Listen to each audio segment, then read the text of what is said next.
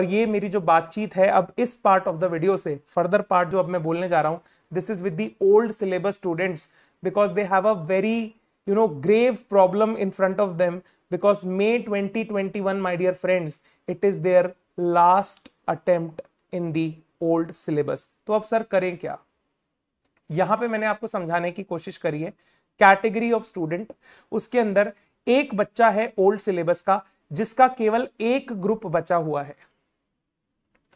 अगर आप अपने उस एक ग्रुप जो बचा हुआ है उसमें आपकी प्रिपरेशन ठीक ठाक है और आप सोचते हो कि मैं एक से 1.5 महीने की प्रिपरेशन के अंदर मई के अंदर एग्जाम लिख करके क्लियर कर सकता हूं, तो मैं आपको बोलूंगा रोना धोना बाद में, पढ़ाई करने लग जाओ and take this May attempt as your last attempt. Okay, बहुत अच्छे से मेहनत करो, तैयारी करो, झोंक दो अपने आप को और मई की परीक्षा दे दो and you will definitely make it. विश्वास करिए। जो बच्चा प्रिपेयर्ड नहीं है, उसका एक ग्रुप बच रहा है, हो सकता है उसने एक ग्रुप की तैयारी की हो, एक ग्रुप उसका क्लियर हो गया हो आज के रिजल्ट में, अब उसका एक ग्रुप बच रहा है लेकिन उसकी प्रिपरेशन पूरी नहीं है, उसको मैं ये सलाह देना चाहूंगा कि आप सर न्यू सिलेबस में शिफ्ट करके 7 महीने आराम से पढ़ाई करिए और नवंबर में अपना अटेम्प्ट लिखिएगा। तैयारी A1 करके 7 महीने की तैयारी करके आप नवंबर में अपना अटेम्प्ट दे करके आइएगा। दूसरी कैटेगरी का जो बच्चा है सर, जिसके बोथ ग्रुप बचे हुए हैं ओल्ड सिलेबस में, अब इसमें डिपेंड करता है लेवल ऑफ प्रिपरेशन। ये अब आपके इंडिविजुअल मैटर है कि आप खुद को कितना एनालाइज करते हैं। आपका लेवल ऑफ प्रिपरेशन अगर प्रो है, दबा के प्रिपरेशन है आपकी, मैं आपको कहूंगा take the May attempt. May attempt में बोथ ग्रुप लिखो। ओके, पर ऐसे बच्चे मेरे हिसाब से बहुत कम होंगे, इसलिए मैंने यहां पे ब्रैकेट में लिख दिया है, they will not be many students like this. Okay, जो दूसरे बच्चे हैं उन्हें मैं ये सलाह दूंगा कि वो नवंबर में जाएं, ठीक है। और मेरी सलाह तो ये रहेगी कि आप नवंबर में नए सिलेबस के साथ बोथ ग्रुप लिख करके आए। 7 महीने का समय है, पूरी तैयारी 7 महीने में भयंकर तरीके से करिए और 7 महीने बाद दोनों ग्रुप की परीक्षा लिख करके आइए। ये मेरा आप लोगों से सजेशन है, मैं तो यही सजेस्ट करूंगा।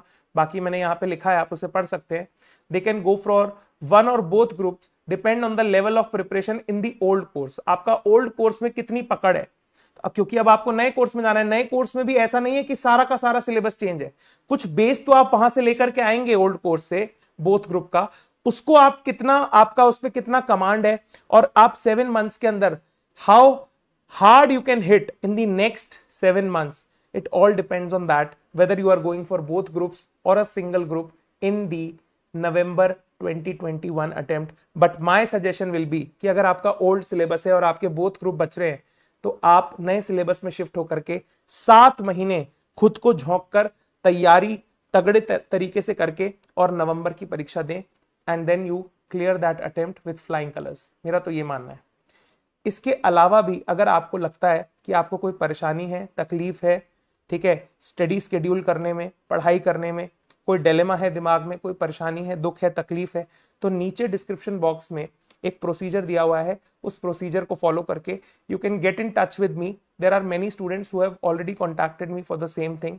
Okay, you can call me and we will discuss your problem and we'll try to have a solution for you. ये बातचीत मेरे को आपसे करनी थी। So sir, what are the key takeaways? यहां तक की जो हमने डिस्कशन किया इस वीडियो में, इससे हमें मुख्य क्या क्या चीजें समझ में आती हैं। पहली चीज जो समझ में आती है, you should stop thinking and start acting my dear friends. Stop thinking right now and start acting. Have faith in yourself, have faith in your abilities, and I'm telling you, my dear friends, it's a beautiful thing.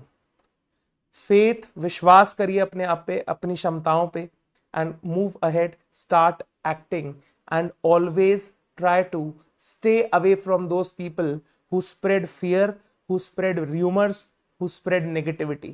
ऐसे लोगों से दूर रहिए sir, ठीक है। ऐसे लोग केवल अपना धंधा करना जानते हैं, उनको किसी के भले से कोई मतलब नहीं है, right. And believe in yourself, start believing in yourself, and I always say that you guys are so awesome. Please do share this word with everyone, okay, who has failed this attempt, okay, and ask him that you are awesome. Please do not lose hope. Please do not lose faith. Okay, have faith. Again, I am saying it's a beautiful thing. Thank you so much. Have an awesome day. Enjoy. Thank you.